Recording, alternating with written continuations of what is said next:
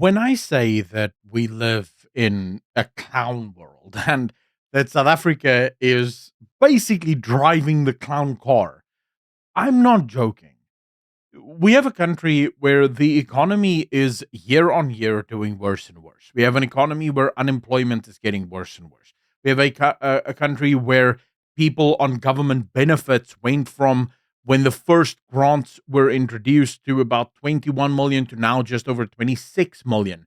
We have a country where over a million three people work for the government. We have a country where about 100 people benefited and extracted about 1 trillion rand worth of value from BEE. We have a country that is falling apart on every single level.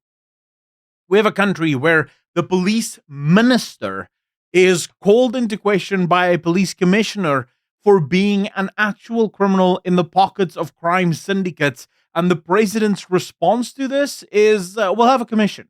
This, of course, following commissions after commissions, the Zondo Commission being the biggest one that cost nearly R1 billion to run, and not a single person has been arrested as a result of this massive commission that was housed. In fact, the judge, Zondo himself, said that the entire commission was a waste of time. Not because of what they found actual wrongdoing, but because the government has no interest in actually doing anything about what was found.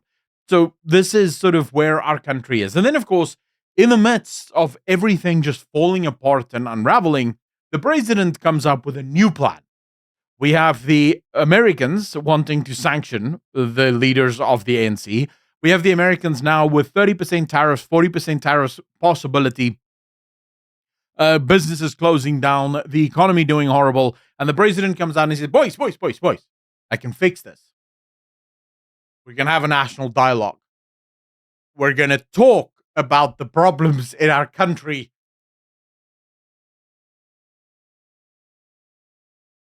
Yes, that's what we're going to be doing. We're talking about the problems in our country all the time. Everyone is well aware of what the problems are in our country. It starts with an A and it ends with a C, and there's an N in the middle there. That's the problem of this country. The problem is that we have police commissioners and accusing police ministers of being actual criminals, and he's probably not wrong.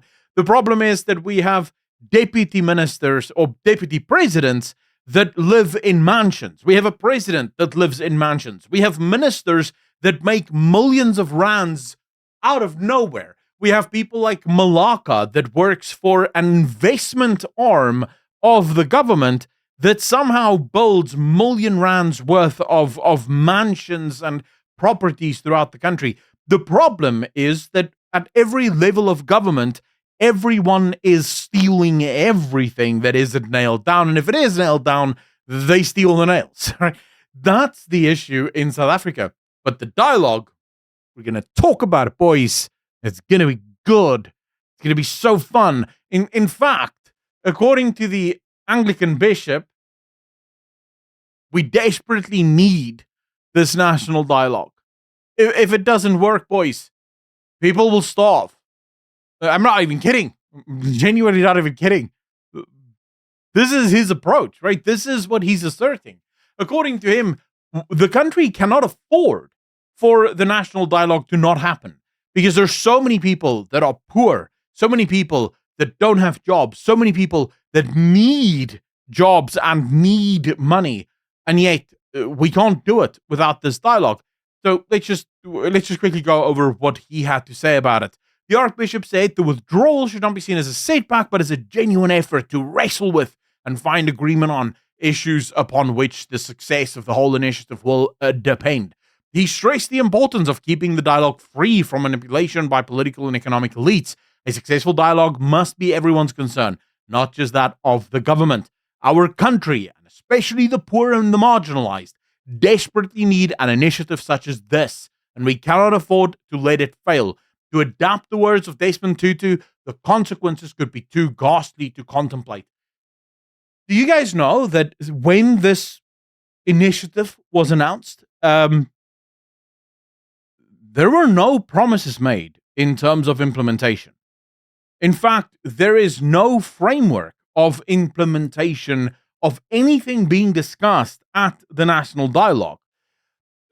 One would hope that someone that became an archbishop would understand this, right? Would at least have the ability to read through the national dialogue and realize that there is the ANC, President Cyril Ramaphosa, is under no obligation to implement anything that is discussed at the national dialogue.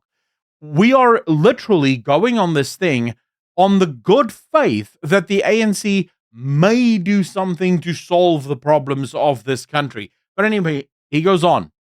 He highlighted systemic inequality, noting the daughters and sons of the well-off tend to get the best opportunities in life and become well-off themselves, while the daughters and sons of the poor struggle to escape the vicious cycle of deprivation that keeps them poor. I'm not an economist, but I cannot in good conscience sit on my hands at Bishop Court, sniping at the process from the outside without arguing my case as strongly as I can. Now, the problem, of course, is with the approach.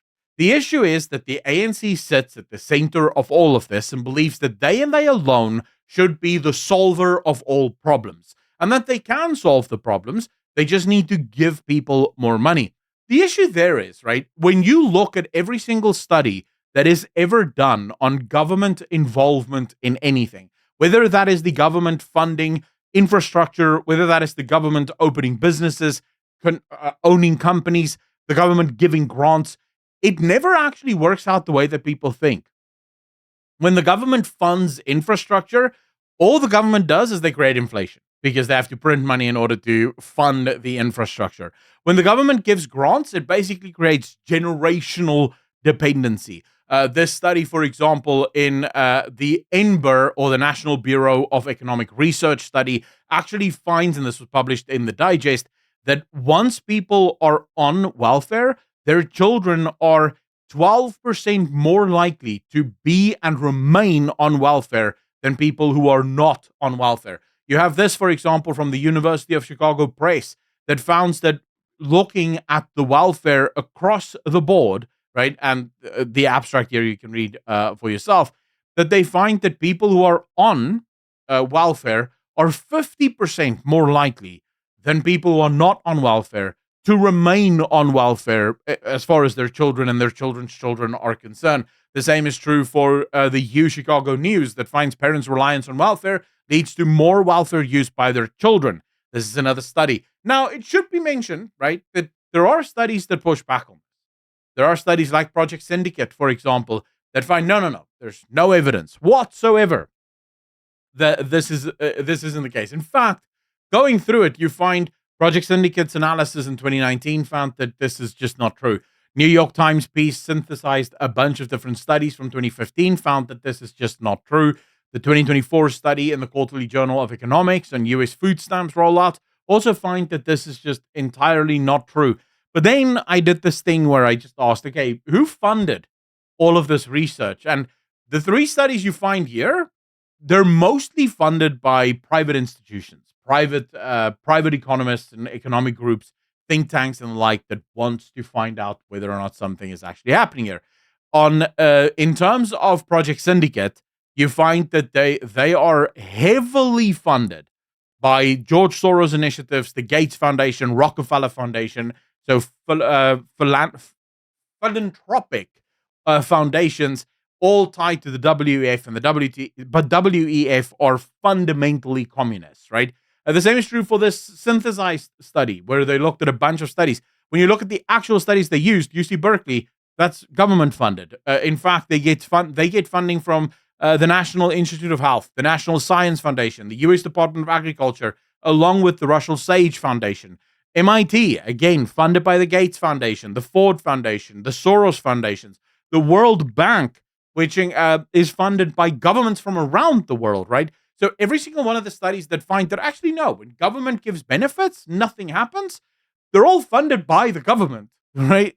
The government basically saying nothing's wrong. We're perfectly fine. Now, of course, one of the things that most people pointed out with the national dialogue is that it'll cost 700 million rand. And that is an insane number. And most people think that people might steal that money. Well, I want you to know The president pointed out on Sunday that all of this is erroneous and fake. You don't have to worry because the 700 million will be governed by the Public Finance Management Act, or PMFMA, right? With resources mobilized under the guidance of the Interministerial Committee chaired by Deputy President Paul Mashatile. Well, I feel better already. Knowing, oh, no, never mind. I don't feel that much better, but I do actually feel better because, yes, Mashatile does in fact own a 28.9 million rand home, right? That is true. But the ANC Integrity Commission found him not guilty on all charges, despite the fact that this is a president, deputy, one might add, that owns multiple million rand mansions. So, but he's not guilty. So, actually, never mind, guys. The 700 million, I think, is in absolute good hands. The ANC, as far as I'm concerned, has a track record of spending our money well. They don't waste it. There's no irregular spending ever. The whole 2 billion rand a month going missing in Joburg, complete fake news. It's not missing. Someone has it, right? You don't have to worry about it. People call it irregular spending. It's really just spending, at least in the African context. So, yeah, I don't know what people are talking about. I think it's completely blown out of proportion.